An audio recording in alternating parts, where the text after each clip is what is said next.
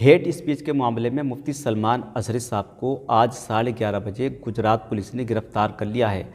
हम आपको बतला दें दोस्तों, मुफ्ती सलमान अजहरी साहब ने 31 जनवरी को जूनागढ़ की सरजमीन पर एक प्रोग्राम किया था। उस प्रोग्राम में तकरीर के दौरान मुफ्ती सलमान अजहरी साहब ने एक शेर पढ़ा था। वो शेर ये था कि कुछ देर की खामोशी है फिर शोर आएगा, कुत्तों का वक्त है हमारा दौर आएगा।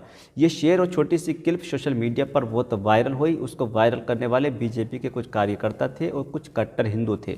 इस शेर को तोड़ मरोड़ कर बयान किया गया और मुफ्ती सलमान अजहरी साहब को फंसाया गया। उसके बाद मुफ्ती सलमान अजहरी साहब के खिलाफ FIR दर्ज हुई और आज 11:30 बजे मुफ्ती सलमान अजहरी साहब को गिरफ्तार कर लिया गया। कहा यह जा रहा है कि मुफ्ती सलमान अजहरी साहब को जूनागढ़ ले जाया जाएगा, फिर वहां पर उन पर कार्रवाई होगी।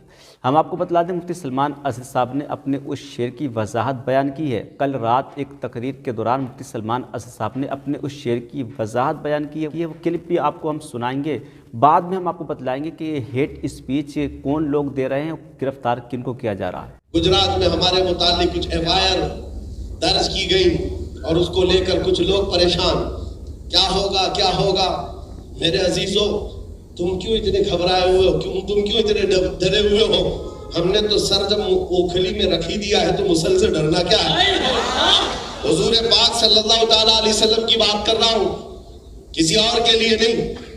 लोगों को ये आज हमारी तकरीर से निकाल करके मसाले लगा करके यूट्यूबर जो है फैलाते रहते हैं, इन्होंने ये किया, इन्होंने वो कहा, इन्होंने वो किया, इन्होंने ये कहा, ये भड़काऊ भाषण। तुम खुद ही भड़क रहे हो, हम नहीं भड़का रहे।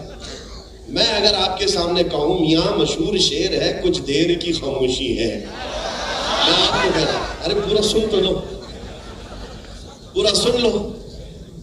मशहूर शेर है कुछ देर की खामोशी, उसको मैंने थोड़ा सा बदला,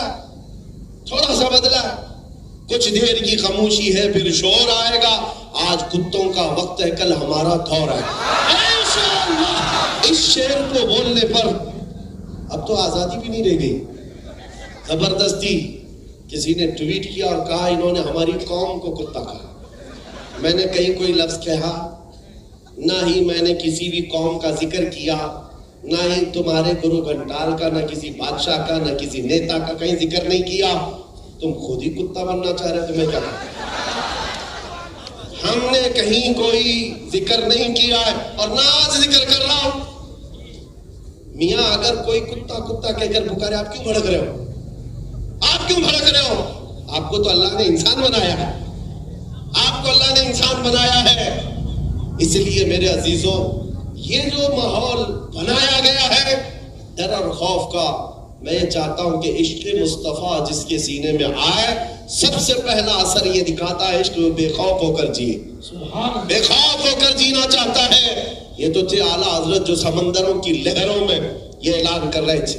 मैं जो बात कह रहा था वो यही है, हालात जैसे भी बिगड़ते जाए, खराब होते जाए, मैं ये कहता हूं तूफान कर रहा है मेरे अज़्म का तवाफ। दुनिया समझ रही है कश्ती भंवर में है, दुनिया समझ रही है कि कश्ती भंवर में है। अरे कश्ती भंवर में नहीं, ये तूफान मेरे हौसलों का तवाफ कर रहा है। तूफान मेरे हौसलों का तवाफ कर रहा है।